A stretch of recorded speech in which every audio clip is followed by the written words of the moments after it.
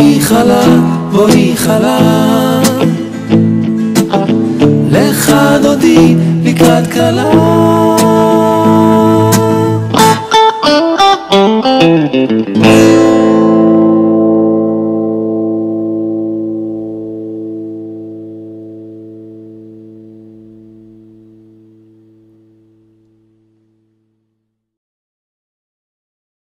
One, two, three, four.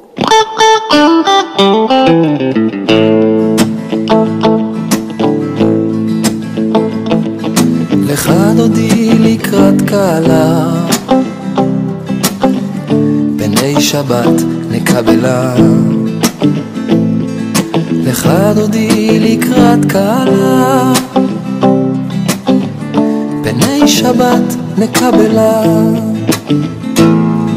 לך דודי לקראת קלה, בני שבת נקבלה. לך דודי לקראת קלה, בני שבת נקבלה. שמור וזכור בדיבור אחד, השמיענו כל המיוחד. השם אחד ושמו אחד, לשם ולתפארת ולתהילה. לך דודי לקראת קלה, בני שבת נקבלה. לך דודי לקראת קלה, בני שבת נקבלה. לקראת שבת לכו ונלכה, כי היא מקור הברכה. מראש מקדם נסוכה, סוף מעשה במחשבה תחילה.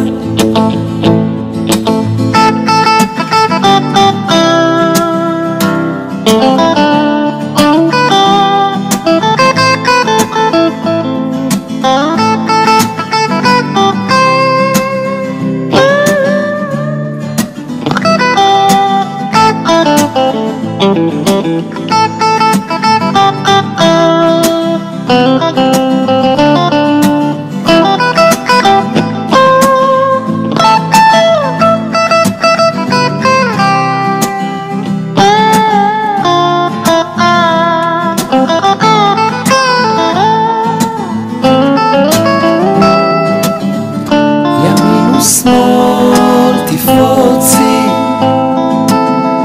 ואת השם תריצי, על יד איש ופרצי, ונשמחה ונגילה.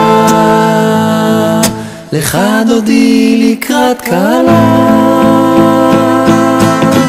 בואי ושלום עטרת בעלה, גם ברינה וצהולה. תוך אמוני עם סגולה, בואי חלה, בואי חלה, בואי חלה, בואי חלה, לך דודי לקראת קלה.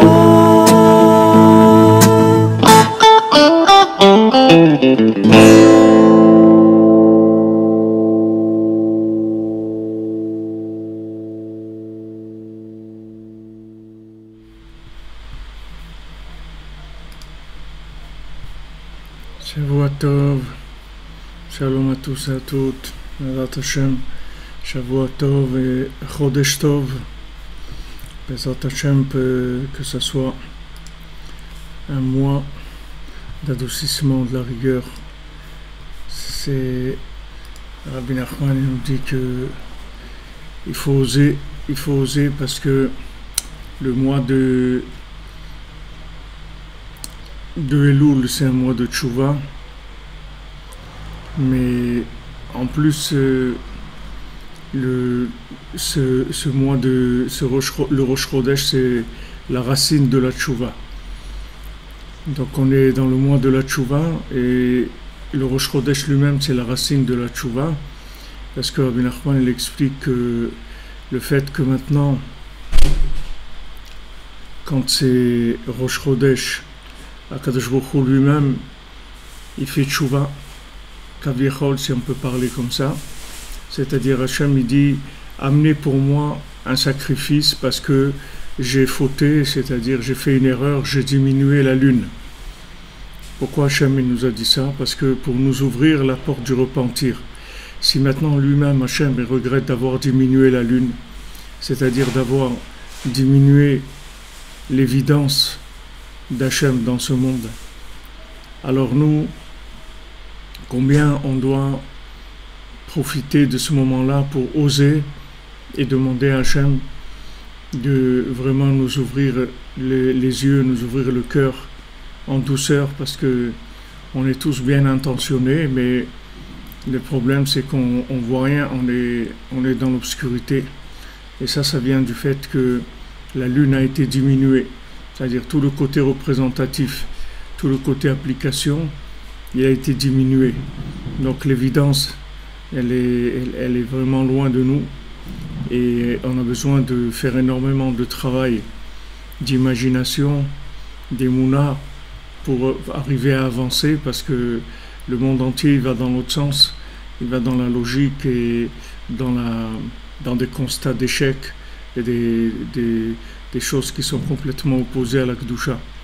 Donc maintenant nous on doit profiter de ce jour-là qui est la racine de la tchouva, puisque Hachem lui-même il a un repentir.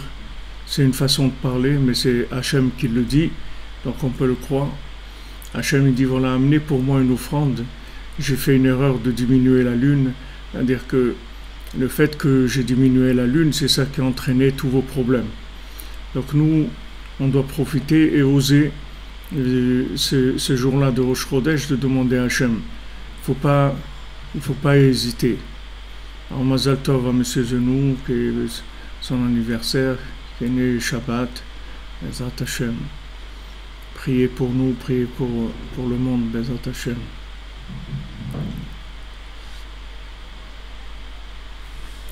Alors on était arrivé le jeudi dernier à midi, on est arrivé au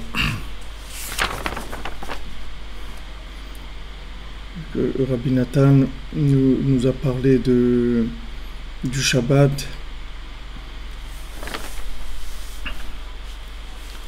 et de l'alliance.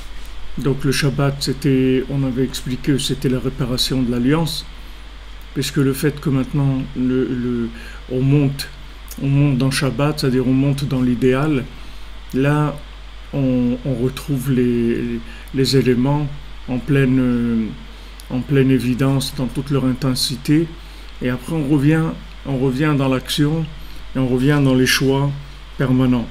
Mais on a besoin de ces moments-là qui sont des moments extrêmement intenses et puissants, qui sont Rosh Hashanah, qui sont Chatzot, qui sont Shabbat, qui sont Hitbodedut. Tous ces moments-là, c'est pour retrouver l'intensité de la vérité dans son idéal le plus grand, c'est-à-dire de la façon la plus évidente. Une fois qu'on est dans cette évidence-là, alors après on peut revenir vers l'action et vers les 6 jours de la semaine, c'est-à-dire ce qui est le monde de l'action, et faire les bons choix, parce qu'on a été justement marqué de façon intense par cette vérité-là, pure, qui est dans ces moments-là, que Hachem nous a fait cadeau de moments dans lesquels il y a une évidence, tout est évident. Tout est évident, c'est-à-dire la vérité, elle est évidente et nos capacités aussi sont évidentes, que Hachem il nous donne la force, qu'on peut arriver à tout, puisque David Ameler il nous montre qu'on peut arriver à tout avec la prière, on peut arriver à tout avec la Emouna, on peut arriver à tout en imaginant qu'on réussit, on peut réussir, on peut arriver à tout It's up to you, c'est à vous de jouer. C'est à vous de jouer, c'est à chacun d'entre nous de jouer. Donc ça s'appelle l'alliance. L'alliance, ça veut dire c'est l'évidence de la vérité. Mais Rabbi Nathan nous dit avala pogem bebrit. Mais celui qui abîme l'alliance, c'est-à-dire qu'il va dans l'opposé de l'alliance. Ubifrat chet veonen shayu mashritim zaram basé pagmu ba'enaim. Et particulièrement la faute de veonen, comme on en avait parlé il y a quelques semaines.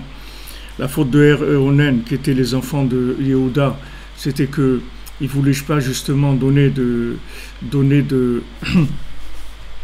d'enfants dans le hiboum, c'est-à-dire en faisant hiboum avec leur belle-sœur, ils ne voulaient pas donner d'enfants.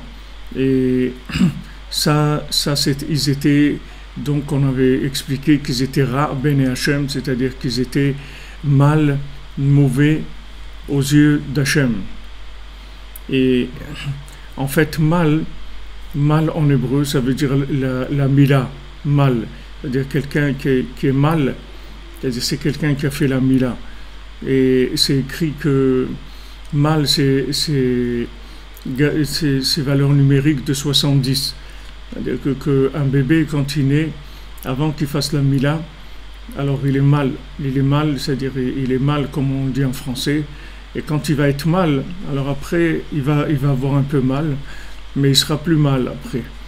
C'est-à-dire qu'il va devenir un mal, béhémet.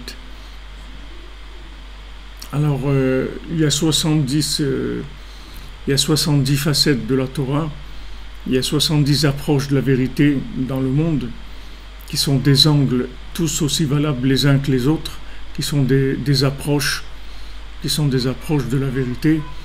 Et il y a 70 façons de se tromper par rapport à ces vérités-là. Et quand le bébé est né, alors il a ces 70 choses opposées qui viennent sur lui pendant les 7 jours.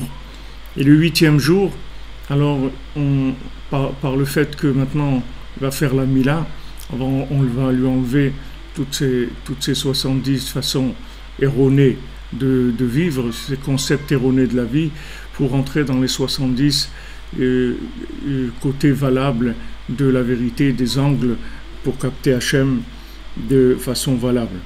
Alors maintenant, en fait, la faute de Chet Veonen, la faute de Veonen, les enfants de Yehuda, c'est que Yehuda, lui, c'est la malchoute de David Ameler, d'accord? Malchoute, David, c'est Ben Yehuda, c'est malchoute Ben David, ça vient de Yehuda. Et eux, la tribu de Yehuda, elle est faite pour mettre en application la volonté d'Hachem dans le monde, pour faire appliquer la volonté d'Hachem. Maintenant, eux, quand les enfants de Yehuda, ils n'ont pas voulu avoir d'enfants avec leur belle-sœur, parce qu'ils ont dit, quelle était la raison, c'est qu'ils ont dit, nous, pourquoi on va donner un enfant à notre belle-sœur, parce que de toute façon, il ne sera pas notre enfant à nous, c'est pas notre mariage à nous, c'est la femme de notre frère qui est décidée, et donc on va lui donner à lui, l'enfant il ne sera pas à nous, il ne sera pas sur nous, notre nom, il ne nous appartiendra pas, alors ça ne nous intéresse pas. En fait, ce chemin-là, profondément, qui est le chemin du Bgam Habrit, d'abîmer l'alliance, c'est que la personne, pourquoi elle n'est pas intéressée par l'alliance, c'est parce que le fait que maintenant, elle va procréer à travers l'alliance, ça ne va pas être appelé sur elle, c'est-à-dire ça va pas être son ego, ça ne va pas venir de sa logique, ça va venir de sa connexion avec Hachem, ce qu'elle va réussir.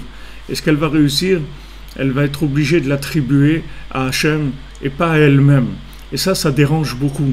C'est comme ça que le serpent, il a pu faire tomber Adam Arishon. Il lui a dit, tu sais, en fait, si tu ne manges pas de l'arbre de la connaissance du bien et du mal, tu ne deviendras jamais quelqu'un. Tu resteras toujours connecté à l'arbre de vie, d'accord?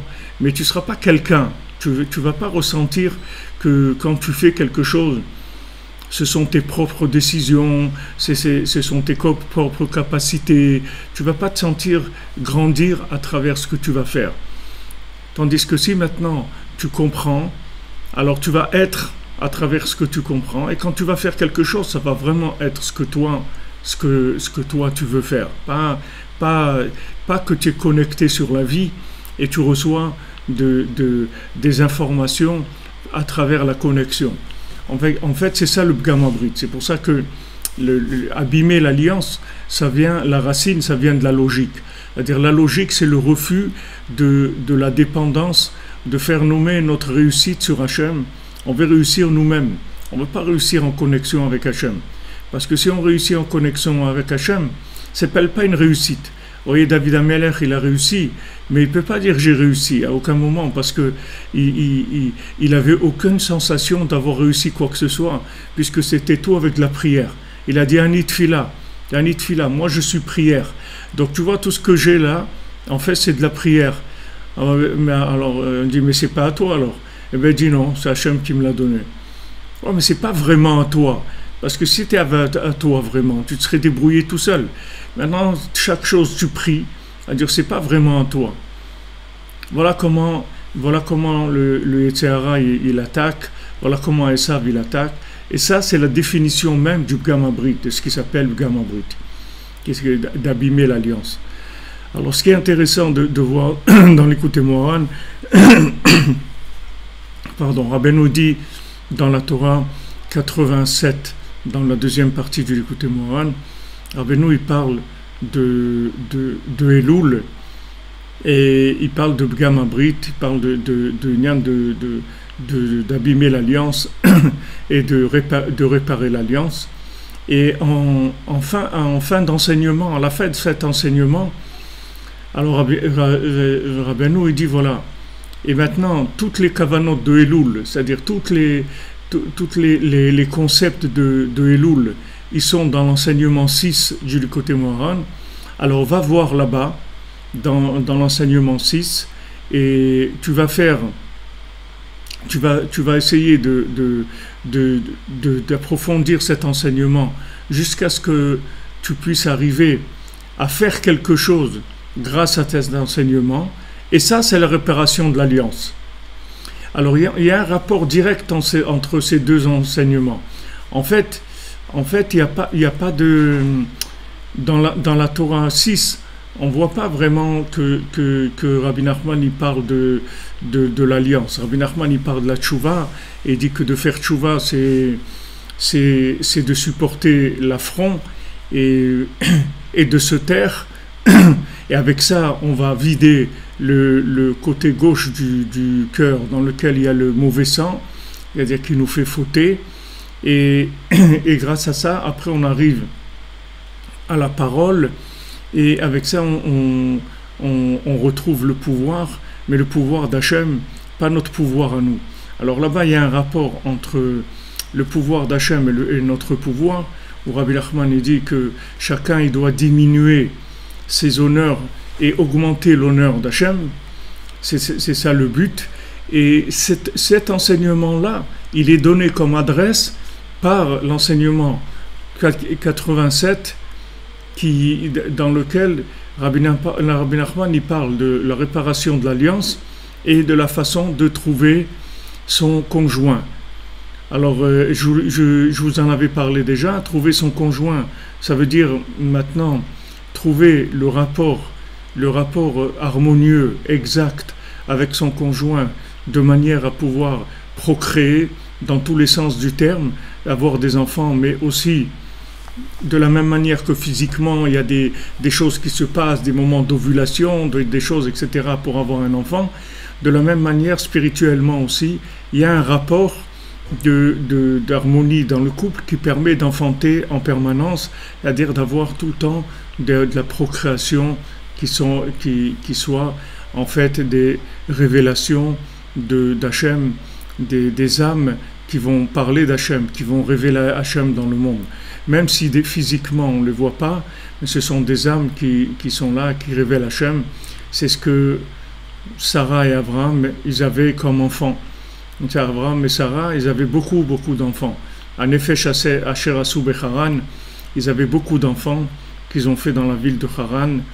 Et en fait, ces enfants-là, c'était des enfants, des âmes, ils enfantaient des âmes, ils procréaient des âmes qui ensuite s'habillaient dans des corps et venaient se convertir, revenaient vers eux.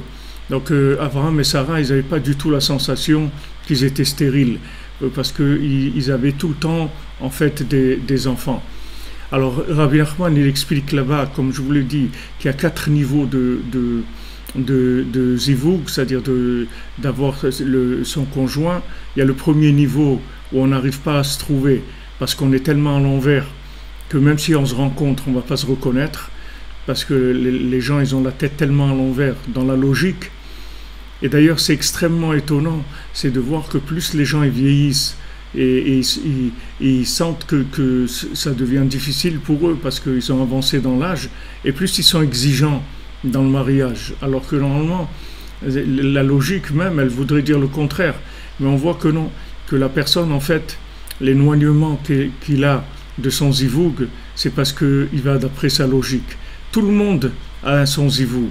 Hachem, il crée tout le monde avec son zivug, c'est-à-dire avec son conjoint. Et si quelqu'un ne le trouve pas, c'est parce que soit lui, il est à l'envers, soit son conjoint, il est à l'envers, ils n'arrivent pas à se rencontrer, ils peuvent passer à côté l'un de l'autre et ne pas se rencontrer. D'ailleurs, il y a une fois une histoire qui est arrivée ici à Ouman, dans un des voyages que ma femme Chitiri, elle organise. C'est l'anniversaire aussi de ma femme, Rosh Chodesh Elul, c'était hier. Alors on souhaite un grand Mazal Tov. Et c'était un voyage un voyage mixte. Alors il y avait des gens de Marseille qui étaient là dans ce voyage, et un monsieur, une dame qui se connaissait pas, qui était de Marseille et qui se prenait la tête pendant tout ce voyage, faisait que se disputer, etc. C'était terrible. Donc l'année d'après, quand il y a eu le voyage, alors ce monsieur en question qui se disputait, la première chose qu'il a demandé, il a dit: je veux venir à Ouman, mais est-ce que cette dame-là, elle fait partie du voyage? Parce que si elle vient, je veux pas aller à Ouman. C'est-à-dire, ça m'a tellement marqué, je reste tellement choqué avec des nerfs et tout, il n'est pas question que je retourne à Ouman s'il y a cette femme-là. On lui dit: oui, elle est inscrite, et alors il dit: alors je viens pas. Alors la personne, elle lui a dit: mais comment, tu vas pas ne pas aller à Ouman parce qu'il y a une personne avec qui tu es disputé tout le temps et tout, mais laisse tomber, tu n'as qu'à te mettre dans un coin, tu parles pas avec elle, les trucs et tout, tu fais pas cas, c'est tout. Bon, elle est arrivée à le convaincre, bon, il a dit: d'accord, c'est vrai, allez faire un tikkun klali à Ouman, chez Rabbi Nachman, je vais pas laisser tomber pour ça. Alors, ils ont fait le voyage, et en fait ces deux-là, quand ils sont revenus après ce voyage-là, ils se sont mariés ensemble. Voilà, c'était un zivug, c'était un couple, mais seulement ils étaient tellement à l'envers, chacun par rapport à leur identité véritable. Ils étaient tellement rentrés dans la logique de la construction d'eux-mêmes par rapport aux masques qui leur sont proposés par la société, qu'ils ne savent plus qui ils sont. Donc ils ont des rôles qui sont complètement inversés par rapport à eux-mêmes. C'est difficile de savoir qui on est. Alors après, comment on va reconnaître notre moitié si la première moitié qu'on a comme référence, elle est faussée déjà. Donc ça demande beaucoup de miséricorde d'Hachem. Et en fait, Rabbeinu, il parle là-bas dans cette Torah: si on a le mérite, Bezrat Hachem, alors j'essaierai de faire avec vous pendant ce mois d'Elul ces deux Torotes-là, pour qu'on rentre vraiment dans le texte et que vous voyez de quoi il s'agit, c'est-à-dire c'est dans le texte lui-même, avec tous les détails et la profondeur et la dimension extraordinaire que Rabbeinu il révèle dans ses enseignements. En tout cas, là-bas, dans l'enseignement 87, Rabbi Nachman il donne la clé comment trouver son zivug, et il dit que voilà, il a donné cette clé-là à Abraham Avinu, à Eliezer, quand il a envoyé pour chercher la femme de Yitzhak, qui est Rivka. Il lui a dit voilà. Alors Eliezer, il a dit: mais si la femme, elle veut pas venir avec moi, Imlo Tove Aisha, l'alechet imadi. Alors Rabbeinu révèle que c'est les premières lettres de Elul, et Abraham Avinu lui a donné les clés des kavanot, c'est-à-dire du sens profond de Elul, et c'est comme ça, il a dit qu'elle va te suivre et que tu vas trouver le zivug. Alors là-bas, Rabbeinu il dit qu'il y a des fois donc qu'on est tellement à l'envers qu'on n'arrive pas à rencontrer sa moitié, même si elle est à côté de nous, on n'arrive pas à la reconnaître. Et il y a qu'on la rencontre, mais seulement elle est opposée à nous. Il y a qu'on la rencontre et qu'elle est plus opposée à nous, mais qu'elle nous laisse faire, c'est-à-dire que chacun il fait sa vie, que c'est du voisinage. Et il y a la quatrième dimension où c'est vraiment de la fusion, une entente, une harmonie extraordinaire. Donc ces 4 dimensions de Zivug, on peut y arriver grâce aux kavanot de Elul, que les kavanot d'Elul, c'est le sens profond de Elul. Anil et Dodiv et Dodili, c'est-à-dire le mois de Elul, c'est justement de supporter son affront et de se taire. Rabbeinu dit d'accepter l'affront et de se taire. En fait, quel est le plus grand affront? Le plus grand affront, c'est de savoir que tout ce qu'on a, ça vient d'Hachem, ça vient pas de nous. Et quand on nous dit « Waouh, c'est super, tu es intelligente », et tu dis « Non, non, moi je suis rien du tout, les amis. Moi, c'est Hachem qui m'a donné ça. Hachem, il m'a donné cette chose-là. Hachem, il m'a donné la beauté, il m'a donné l'intelligence, il m'a donné la richesse, il m'a donné une maison, il m'a donné une famille, il m'a donné... Tout ça, ça ne m'appartient pas, c'est Hachem qui me l'a donné. » Ça, c'est le plus grand affront qui existe. C'est-à-dire que la personne, en fait, elle existe par mendicité d'Hachem, qu'elle a mendié Hachem, et c'est Hachem qui lui a fait cadeau tout ça. Donc David Ameller, vous voyez, un homme qui est méprisé par tout le monde. Il est méprisé parce qu'il reconnaît que ce qu'il a, ça vient d'Hachem. Tandis que les autres, pourquoi ils réussissent? Parce que c'est des fanfarons, parce qu'ils disent « Moi, je suis arrivé, j'ai réussi, j'ai su comment faire, j'ai eu les bonnes réactions au bon moment, j'ai su construire, j'ai su faire. » Ils sont pleins de G, de G, de G. Il y a beaucoup de G. Tandis que la tchouva, en fait, c'est le rejet. C'est-à-dire on rejette le G. C'est-à-dire on ne veut pas de G. J'ai rien fait. C'est Hachem qui m'a donné. Une fois, on a demandé à Rav Nachman Tuchiner, Ouman à Rosh Hashanah, non, c'est pas un voyage mixte, mais vous avez un voyage mixte quelques jours avant Rosh Hashanah, pas mix de femmes, quelques jours avant Rosh Hashanah, le 30 août, si vous voulez, vous avez 10 jours avant Rosh Hashanah, un voyage de dames et de jeunes filles que ma femme elle organise, si vous êtes intéressé. Rosh Hashanah lui-même, non, c'est un jour de convocation masculine, parce qu'en fait, c'est le masculin qu'il faut remettre en place. Et le féminin, il suit par nature. Il n'a pas de problème. Comme on dit, une épouse, qu'est-ce que ça veut dire épouser? Épouser, ça veut dire prendre la forme de la chose. C'est ça, épouser. Une épouse, elle épouse son mari. Mais si le mari, il est à l'envers, alors elle ne peut pas l'épouser parce que la forme, elle ne correspond pas à ce qu'elle est. Elle est là pour épouser son mari, c'est-à-dire prendre la forme de son mari. Donc il faut prier que tous les hommes, ils se mettent à leur place. Et c'est pour ça que Rosh Hashanah, Rabbi Nachman convoque les hommes et il les met à leur place. Il les met en place, il leur fait le remodelage de l'individu dans son identité véritable, c'est-à-dire la connexion à son âme, la connexion à ce qu'il est vraiment. Et quand il arrêtera de faire du cinéma et de s'imaginer qu'il est quelqu'un d'autre, alors son épouse, elle est là, elle l'attend. Elle fait la pauvre que l'attendre, elle fait que ça. Elle fait que l'attendre. Parce qu'une femme, elle est faite pour épouser. Donc c'est pour ça que Rosh Hashanah, c'est pas un moment féminin, c'est un moment où la lune, elle se cache, comme on l'a vu dans le shiur jeudi soir, Bakese le Yom Chagenu, c'est-à-dire quelle est la fête où la lune se cache, alors que normalement les fêtes, c'est toujours des moments où la lune, elle est plein pot. Si vous prenez le 15 Tishrei, le 15 Tishri,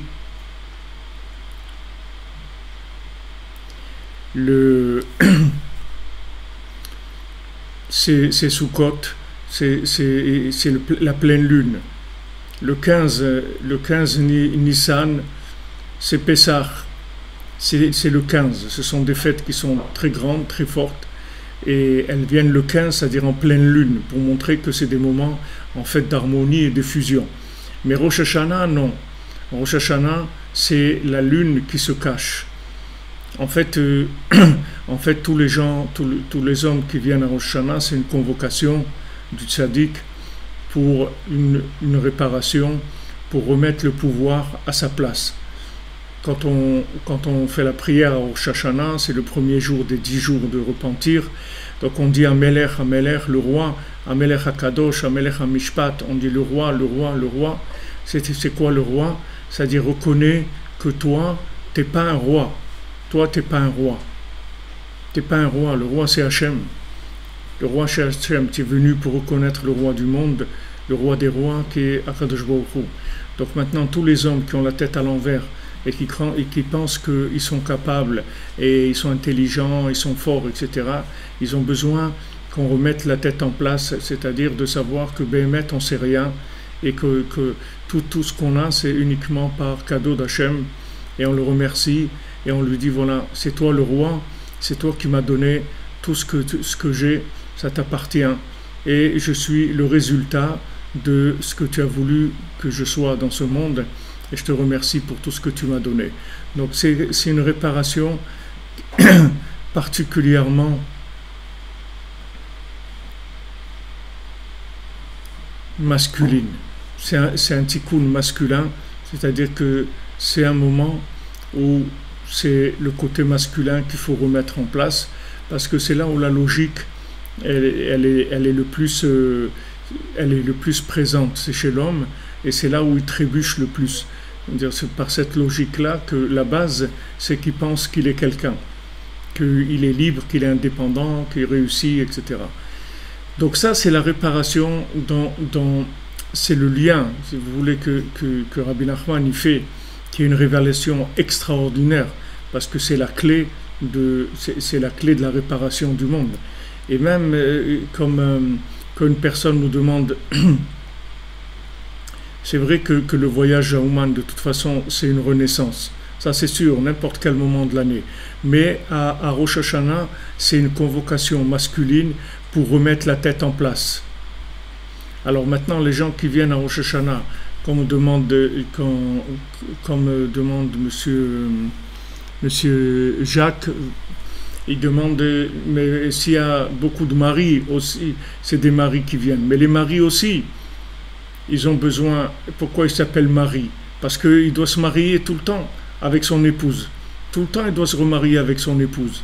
Parce que il a tout le temps une recherche dans l'harmonie, dans le rapport. Il n'est pas du tout arrivé à la perfection. Il est loin, loin, loin d'être arrivé à la perfection. Parce que s'il était arrivé au rapport adéquat et valable avec son épouse, il ne peut même pas imaginer qu'est-ce qui serait devenu dans ce monde s'il était arrivé à ça. Toute la difficulté qu'il a, tous les problèmes qu'il a, c'est qu'il y a un manque de connexion, de connexion avec son épouse. Et ça fait un manque de connexion avec Hachem, puisque la femme, elle représente la prière. Elle représente Rabbeinu dit dans l'Écoutez Moran que la prière d'un homme, c'est sa femme, son épouse, c'est ça sa prière.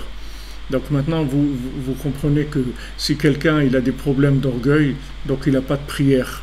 Comme Rabbeinu rapporte dans l'Écoutez Moran, Avimelech qui était en Égypte, et il voulait pas, il a pris Sarah, il a pris l'épouse d'Abraham Avinu, c'est-à-dire qui c'était Sarah, c'était la prière d'Abraham. Il n'a pas voulu laisser la prière à Abraham Avinu. Alors Rabbeinu dit qui c'est Avimelech. Avimelech, Rabbeinu il dit c'est Ani Emlor, c'est moi. Avimelech, ça veut dire c'est moi le patron, c'est moi le chef à bord, c'est moi qui décide ici, c'est moi le chef. Alors quand quelqu'un il dit ça, que c'est lui qui fait, que c'est lui qui dit, qui veut être le patron, alors il perd la prière. Parce que là, pour commencer à prier, pour avoir accès à la maison de prière, il faut d'abord savoir que je ne suis pas un patron du tout, que le patron c'est Hachem. Et moi je suis un exécutant, comme tous les gens qui sont là, des créatures d'Hachem.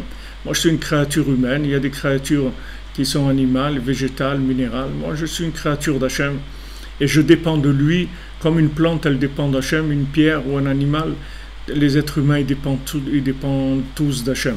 Donc Rabbeinu dit que, en fait, le fait que quelqu'un il n'a pas de prière, c'est parce qu'il a de l'orgueil.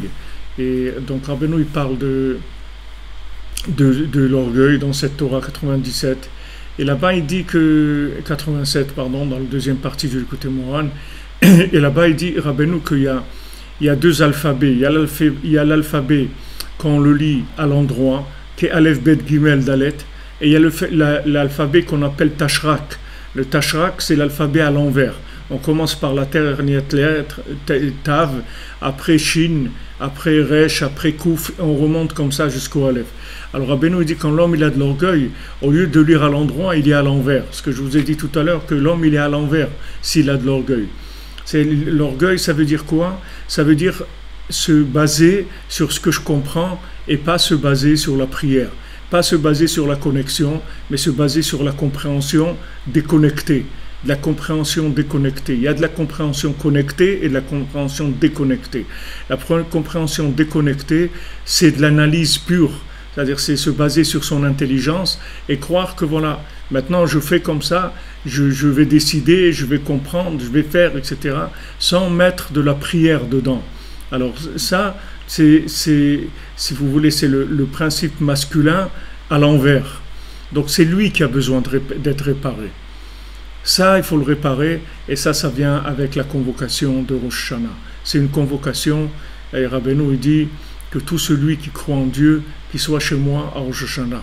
Et tout, parce que s'il croit en Dieu, alors je vais le brancher.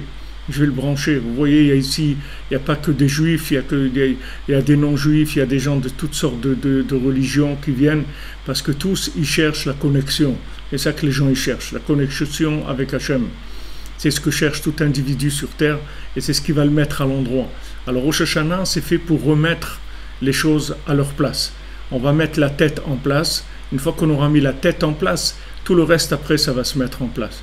Donc, c'est un moment extrêmement important et qui est vraiment décisif dans la vie d'un individu, dans son année et pour toute l'humanité aussi, puisque Rabbi Nachman dit que de la même manière que vous savez combien vous dépendez de mon Rosh Hashanah, mais en fait le monde entier dépend de mon Rosh Hashanah. Rabbi Nachman dit, parce que vous comprenez que si maintenant on met en place le côté masculin, alors tout ce qui est assistana, c'est-à-dire tout ce qui vient pour compléter, qui est en fait toute la nature, elle a été donnée pour aider l'homme. Mais seulement elle l'aide s'il est à sa place. Mais si il n'est pas à sa place, elle ne peut pas l'aider parce que sa fonction, elle n'a pas de sens. La fonction de la nature, elle n'a pas de sens, puisque si au lieu de manger pour se nourrir, l'homme il mange pour prendre du plaisir et profiter de la vie, etc. Ça ne va pas lui donner il ne va pas se nourrir, il peut même détruire son corps. Et comme ça, tout ce qu'il y a dans le monde, l'argent, tout ce qu'il y a dans le monde, ça a une place. Mais ça a une place par rapport à... C'est là pour aider celui qui est à sa place dans sa tête. Mais s'il n'est pas à sa place dans sa tête, à quoi il sert le monde? Il ne sert à rien. Il ne va pas l'aider du tout, au contraire, il va le détruire. Donc ça, c'est extrêmement important de mettre la tête en place à Rosh Hashanah. Comme Rabbi Nachman dit, il y a 3 têtes à Rosh Hashanah. Il y a Rosh Hashanah, la tête de l'année. Il y a le tzaddik qui s'appelle Rosh Béné Israël. Rabbi, c'est les premières lettres de Rosh Béné Israël. C'est la tête des enfants d'Israël. Et la tête de chacun. Alors ces 3 têtes, elles se rencontrent à Rosh Hashanah. Et il y a une fusion qui se fait de manière à mettre notre tête à notre place, c'est-à-dire savoir qu'on n'a pas de tête et qu'on ne comprend rien du tout. En fait, c'est ça qu'on vient chercher à Rosh Hashanah. On veut se débarrasser de ce qu'on comprend pour se libérer et aller vers la vie. Vers la vie. C'est-à-dire le mariage, c'est la vie, c'est pas de la compréhension. Le mariage, c'est pas une partie d'échec, que chacun il bouge en fonction de l'autre. Que c'est une connexion à Hachem véritable, avec une soumission et une recherche de la véritable vie. Donc il y a un rapport entre si vous voulez, le concept de l'homme, c'est-à-dire de sa logique, et la tchouva. C'est-à-dire, en fait, c'est ça le ikar de la tchouva.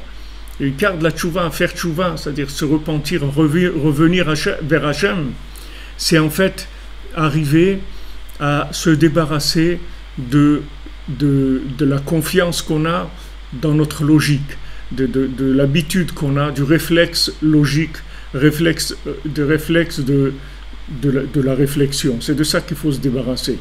Si on arrive à se débarrasser de ça, ça s'appelle qu'on a fait tchouva. Parce qu'après, on se connecte. Après, on se connecte. C'est-à-dire, une fois qu'on est connecté à l'arbre de vie, après, il y a l'évolution en permanence, comme Rabbi Nachman dit dans la Torah 6. Après, on fait tchouva sur la tchouva en permanence. On refait tchouva, c'est-à-dire on raffine tout le temps le concept de la soumission à Hachem. Tout le temps. Il y a une part de participation personnelle et une part de participation d'Hachem. Et ça, c'est une recherche permanente. Combien je dois faire, combien je dois laisser faire Hachem. Ani les dodi, vedodili. Combien moi je suis Hachem, combien Hachem il vient vers moi. Combien moi je dois m'appuyer sur Hachem.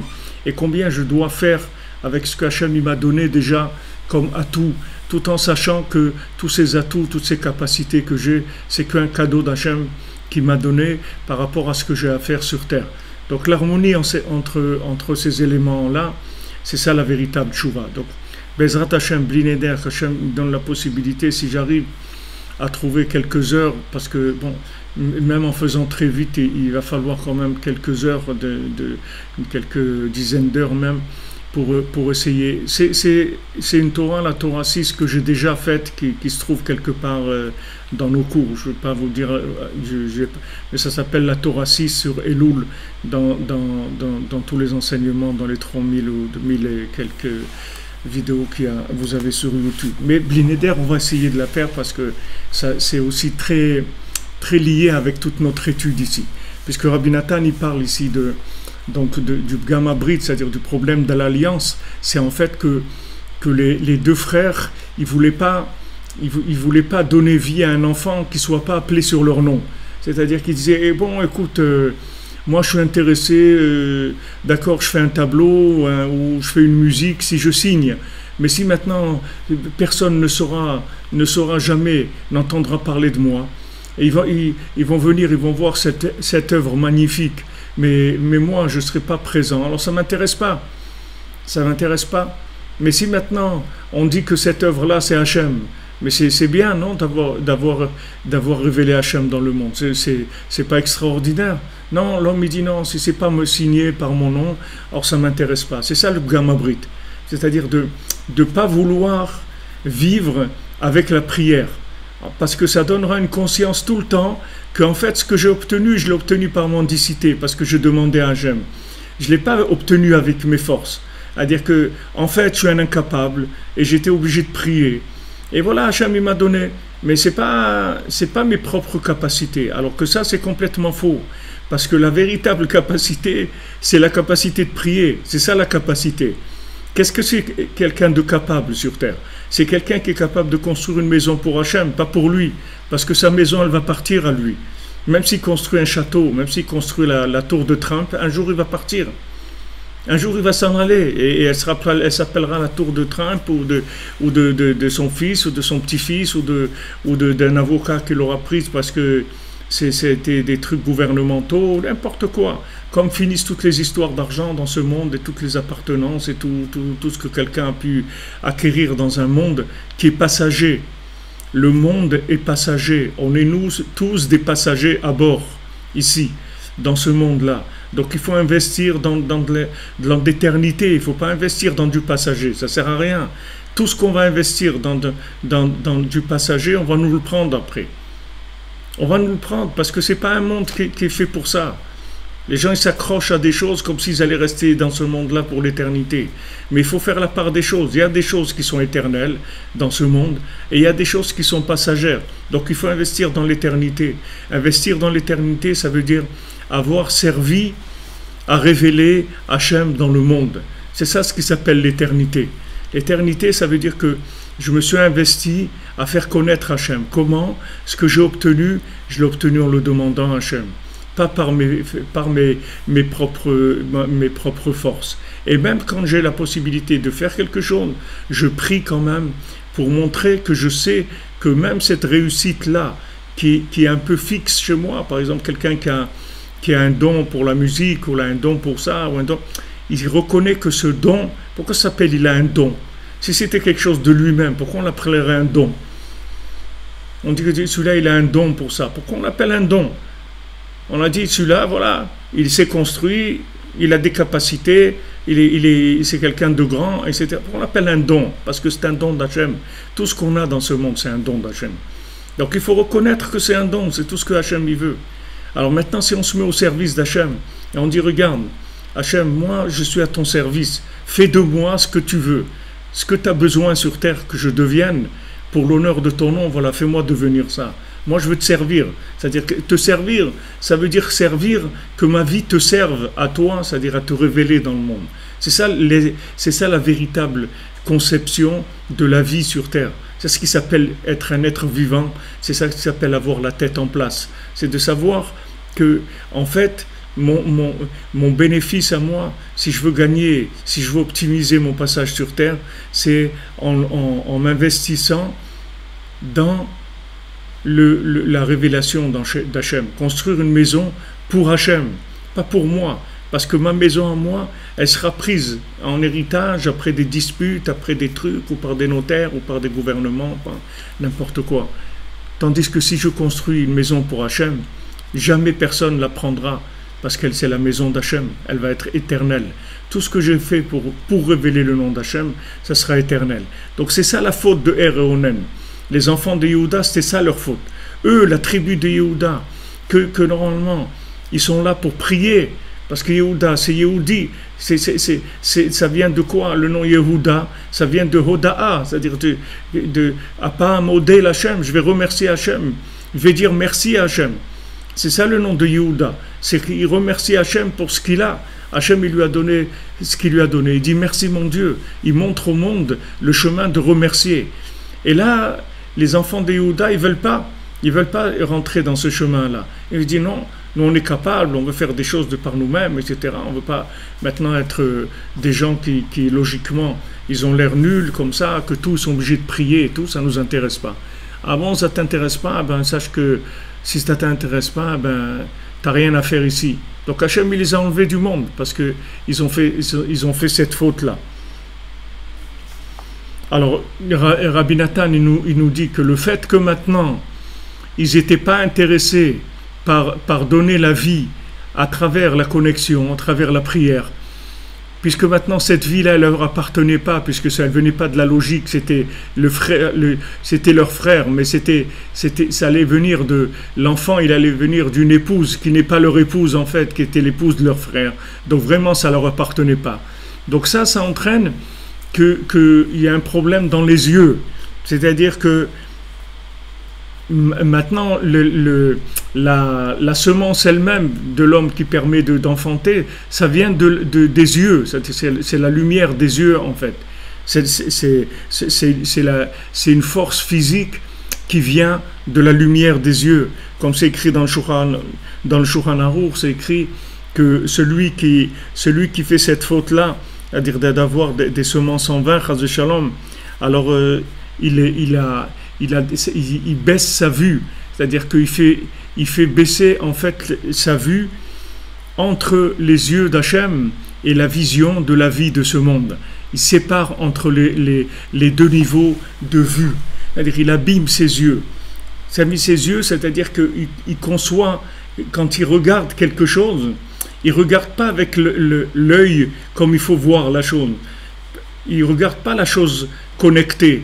Il regarde une chose morte, c'est-à-dire une chose qui fonctionne dans de la logique, dans du binaire, c'est-à-dire une chose qui fonctionne par rapport à une autre dans la logique de ce monde. Il ne voit pas une chose connectée. Quand il voit quelqu'un, il ne le voit pas connecté. Quand il voit un animal, il ne le voit pas connecté. Quand il voit une plante, il ne la voit pas connectée. Quand il voit une pierre, il ne la voit pas connectée. Et en fait, tout ce qu'il regarde dans ce monde, il voit des éléments qui ne sont pas connectés. C'est-à-dire qui ne sont pas des éléments qui font partie d'un système pour nous servir et nous amener à construire une maison pour Hachem. Il ne voit pas les choses comme ça. Parce que du moment où il va vers la logique, c'est-à-dire qu'il ne veut pas que la semence enfante, c'est-à-dire qu'il ne veut pas de permettre à la semence de révéler Hachem dans le monde, par le fait qu'il va y avoir une créature qui va venir, que cette créature-là, elle va permettre de révéler Hachem de façon nouvelle, parce que Rabbi Nathan il dit que chaque naissance qu'il y a dans le monde, ça amène une révélation nouvelle d'Hachem. Chaque fois qu'il y a une nouvelle naissance, en fait, il y a une révélation nouvelle d'Hachem. C'est un raffinement, puisque à chaque fois qu'il y a une naissance, il a fallu qu'il y ait un couple. Vous voyez aujourd'hui les gens comment ils sont, ils veulent même acheter des enfants pour pas les faire eux-mêmes. Ils veulent pas les faire eux-mêmes. Ils sont homo ou un truc, ils veulent acheter des enfants. Ils veulent même pas rentrer là-dedans. Parce que pour faire un enfant, il faut se soumettre. Il faut reconnaître que je suis un demi, je ne suis pas quelqu'un entier. Mais ça, c'est des gens homo, ça veut dire qu'il veut être seul. Et il veut s'associer avec quelqu'un qui est une photocopie de lui-même. Il ne veut pas d'opposition. Il ne veut pas de complémentarité. Il veut quelqu'un qui est comme lui, c'est tout. Il ne veut pas quelqu'un qui va le compléter. Donc ça, c'est un refus de la vie. Parce que la vie, elle vient par l'opposition, elle ne vient pas par la complémentarité. La complémentarité, si quelqu'un il vient me dire toute la journée que j'ai raison, je ne vais pas avancer du tout avec ça. J'ai besoin de quelqu'un qui, sans arrêt, il me permet de me réadapter par rapport à la réalité des choses. C'est ça qui va me faire avancer. Donc tout ce problème-là qu'on vit aujourd'hui, c'est ce principe-là poussé à l'extrême. Dans les générations avant, il était il était arrivé à moins d'extrémisme, ce principe. Mais de nos jours, il est arrivé à cet extrémisme-là. Et comme maintenant il y a un besoin quand même de l'individu d'avoir un enfant, ça représente quelque chose pour lui. Donc ils veulent acheter des enfants. Alors il y a des gens qui produisent des enfants, il y a des gens qui les achètent et qui les élèvent, soit 2 hommes, soit 2 femmes, et ils élèvent. Mais ils ne veulent pas passer par ce cap-là de soumission au contraire, à la différence. Ils ne veulent pas passer par là, ça ne les intéresse pas. Parce qu'en fait, ils ne veulent pas donner la vie. Donc, si quelqu'un il est chasvé shalom dans ces choses-là, à n'importe quel niveau où il soit dans ces choses-là, alors il ne peut pas avoir la conception de la vie qu'il faut. C'est-à-dire, quand il voit quelque chose, il ne voit pas avec les yeux, il n'a pas le regard qu'il faut sur les éléments de ce monde. Donc automatiquement il se trompe et il fait des choix qui sont faux. Et au lieu d'avancer, chasvé shalom, il recule. Il n'avance pas du tout. Parce qu'il fait des choix qui sont faux, parce qu'il ne voit pas bien. Il ne voit pas bien. Comme Rabbi Nachman, quand il a marié sa fille, alors il y avait le beau-père qui était malade. Normalement, on a l'habitude de faire le mariage dans la ville de la fille. Donc normalement, c'était la famille, la belle famille qui devait venir dans la ville de Breslev, là où il était Rabbi Nachman. Il devait venir là-bas pour faire le mariage. Mais le beau-père, il a demandé, voilà, si vous pouvez faire le mariage chez moi, parce qu'il était malade. Et alors ils ont dit à Rabbi Nachman, il est malade, le pauvre, il est très malade des yeux, il ne voit pas bien et tout, et alors il peut pas se déplacer pour le mariage, est-ce que vous êtes d'accord? Comme Rabbi Nachman, il s'opposait à rien, il a dit, il n'y a pas de problème. Mais quand vous dites il leur a dit, quand vous dites qu'il ne voit pas, c'est sûr qu'il ne voit pas, parce que s'il voyait, il serait venu à 4 pattes faire le mariage dans ma ville. C'est sûr qu'il ne voit pas. Rabbi Nachman, il a fait monter la chose à un niveau spirituel, c'est-à-dire il dit, s'il savait qu'est-ce que ça veut dire de venir marier son fils avec ma fille dans ma ville, alors il serait venu même à 4 pattes, c'est-à-dire il aurait fait des efforts énormes pour venir quand même, mais il ne voit pas. Il dit, c'est vrai, il ne voit pas. Donc il a dit, c'est vrai, il est malade des yeux, il ne voit pas. Alors Rabbi Nachman, il a fait ce jeu de mots, d'analyse. En fait, toute notre vie, c'est que des concepts, c'est tout. C'est comment on conçoit les choses.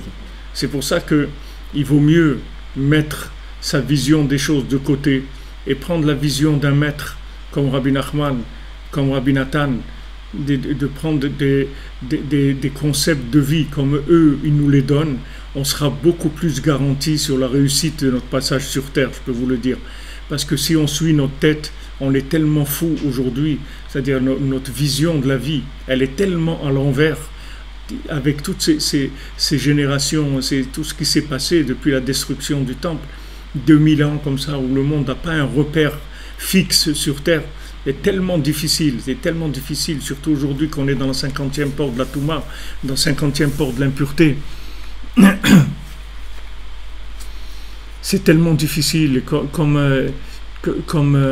on dit là, c'est compliqué de faire des bons choix, c'est pas évident. C'est sûr, c'est compliqué, c'est même impossible. Vous pouvez y aller, vous pouvez aller plus loin. C'est impossible de faire des bons choix. Vous pouvez faire que des bons choix si vous vous mettez entre les mains de quelqu'un qui va choisir pour vous. Sinon, vous ne pourrez pas faire les bons choix. Parce qu'on est incapable de faire les bons choix de nos jours. Regardez combien de gens ils veulent aider leurs enfants à faire des bons choix. Ils voient que l'enfant il est en train de se perdre, shalom, là où il choisit et tout. Ils peuvent rien faire du tout parce qu'il n'y a pas de communication, il n'y a pas de connexion, il n'y a pas de confiance. Les gens ils vont d'après ce qu'ils ressentent, ce qu'ils pensent et you feel it, do it. Et tu sens des choses, fais-les, trucs et tout, fais ce que tu as envie. Fais-les, après tu vas être fêlé comme tous les gens qu'il y a sur terre. Tu as envie de faire des choses, fais-les. Après tu vas devenir un fêlé, c'est tout, comme la plupart des gens qui sont là. Si vous voulez réussir votre vie, c'est pas difficile, il faut écouter les conseils d'un maître. Un maître, c'est quelqu'un, il s'appelle Aene Aeda, il s'appelle les yeux de l'assemblée. Le maître, il a la vision parfaite de la réussite. Quand le maître il vous donne un conseil, vous pouvez être tranquille, vous pouvez dormir tranquille, vous allez réussir votre vie. Parce que le maître, il voit les choses. C'est le seul qui voit de façon parfaite. C'est comme si vous allez avec un guide, vous marchez avec un guide et il vous dit, regardez, prenez le chemin comme ça, allez là, faites comme ci, faites comme ça, maintenant faites attention, baissez la tête parce que là il y a un truc. Et vous écoutez le guide, vous n'allez pas commencer à faire ce que vous avez envie parce que vous avez peur. Vous êtes dans une marche dans la forêt amazonienne, vous n'allez pas commencer à vous amuser à faire ce que vous avez envie. Vous suivez le guide. Il y a un guide, Baruch Hashem. Akadosh Baruch Hu, il a envoyé un guide pour les fous. C'est Rabbi Nachman, c'est le guide des fous. C'est-à-dire que la seule condition, c'est de savoir qu'on est fou et qu'on a besoin d'un guide. D'un côté, c'est facile. Quand on est fou, c'est très facile. Parce que comme on est fou, c'est pas difficile de suivre un guide. Mais quand des gens, ils sont un peu intelligents, alors ils ont l'impression qu'ils peuvent raisonner, ils peuvent réfléchir à des choses. Nous, Baruch Hashem, on est fou, on n'a pas de problème. Donc on sait qu'on a besoin d'un maître.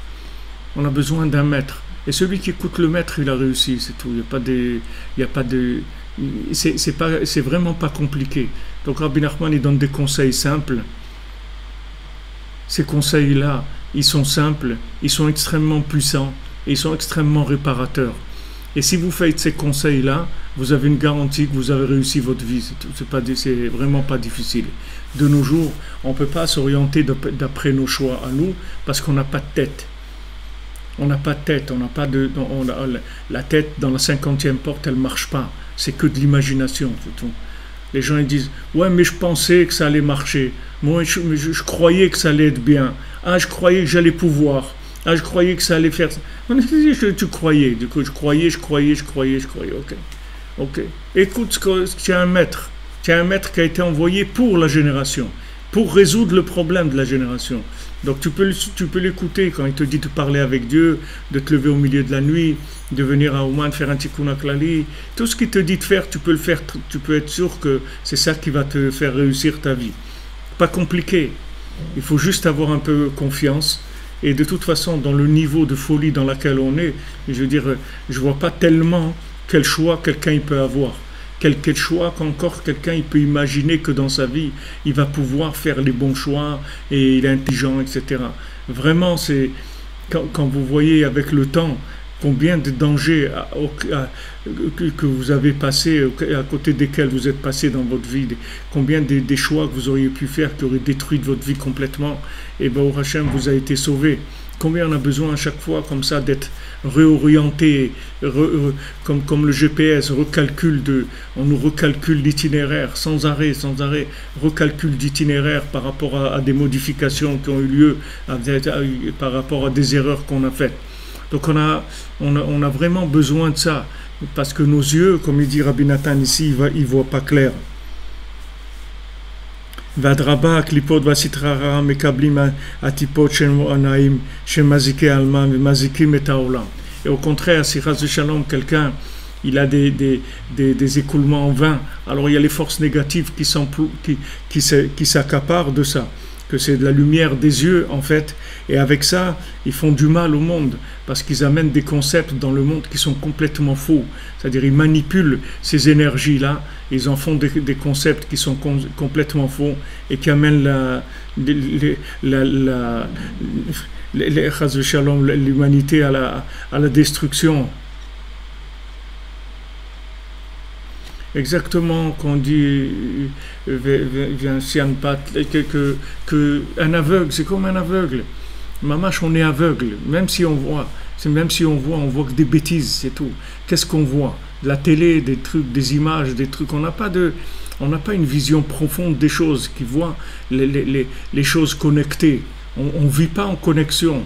On vit avec des apparences sur lesquelles auxquelles on s'attache, on donne une importance par rapport à tout l'imaginaire qui est en nous, avec tout l'émotionnel, comme il a été détruit, manipulé, etc. Donc, toutes ces énergies-là, Chas v'Shalom, si elles ne sont pas à leur place, alors elles donnent des terrains de mensonges, des terrains d'erreur.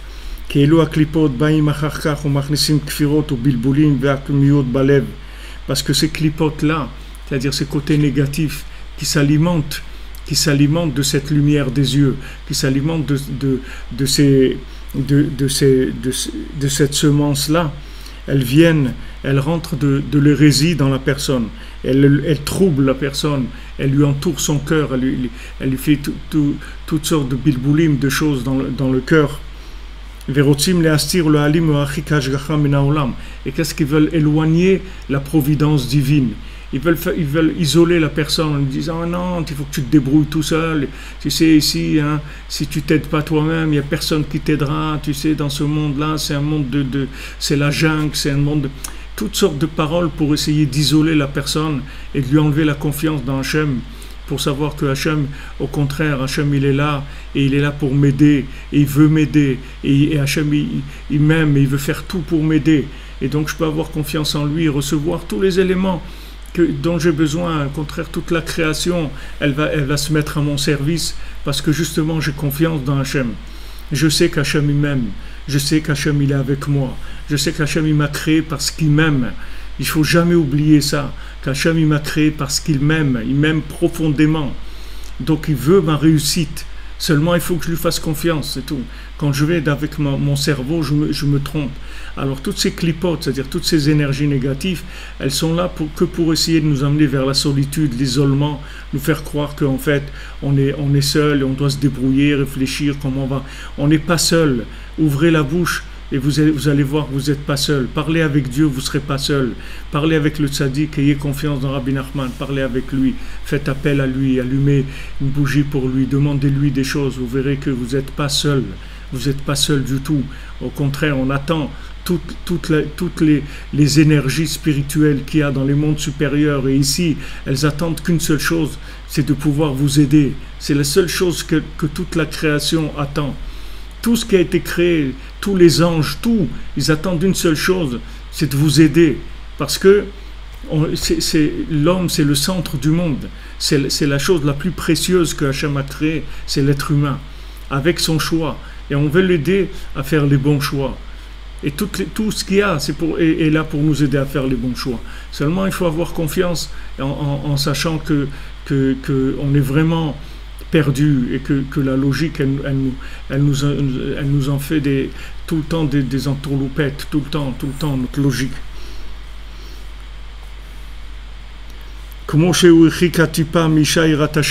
De la même chose qu'il a éloigné la semence de la femme qui craint Hachem, de l'épouse véritable, de son épouse, de la femme qui craint Hachem.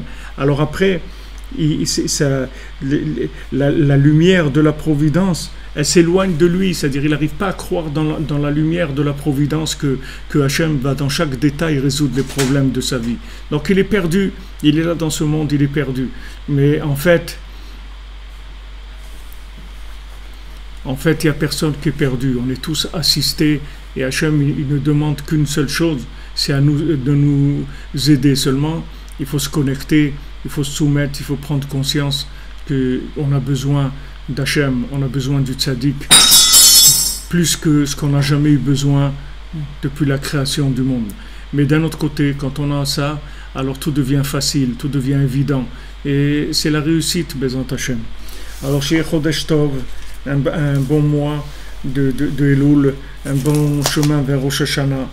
Et voilà, sachez que, comme Rabbi Nachman il dit, il a déjà gagné, il a déjà vaincu, il a déjà fini. Donc tous ceux qui sont avec lui, qui croient en lui, qui sont branchés, alors ils ont aussi gagné déjà, ils ont fini. Il faut juste take it easy, tranquille, la Emouna, un peu de bodedut, un peu de tikkun klali, un peu ça, et ça, ça fait avancer tout. C'est la réussite, c'est la garantie de la réussite. Bezant Hashem, Shavua Tov, que de bonnes nouvelles. Alors à bientôt, on se retrouve demain. Et merci pour votre présence et pour votre participation, pour votre aide, pour votre soutien aussi. Il y a des gens qui soutiennent aussi financièrement, malheureusement ou heureusement, je ne sais pas, on a besoin de ça aussi. Il y a des gens qui ont aussi aidé des gens à venir à Rosh Hashanah. Beaucoup de gens qui ont participé, ça va vous permettre d'avoir un représentant ici à Rosh Hashanah, Ouman. C'est quelque chose d'extraordinaire qu'on peut pas savoir ce que c'est tant qu'on est dans un corps humain. Après, on va comprendre et on va voir tout, Bezant Hashem.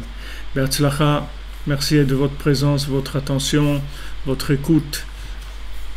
À demain, Bezant Hashem.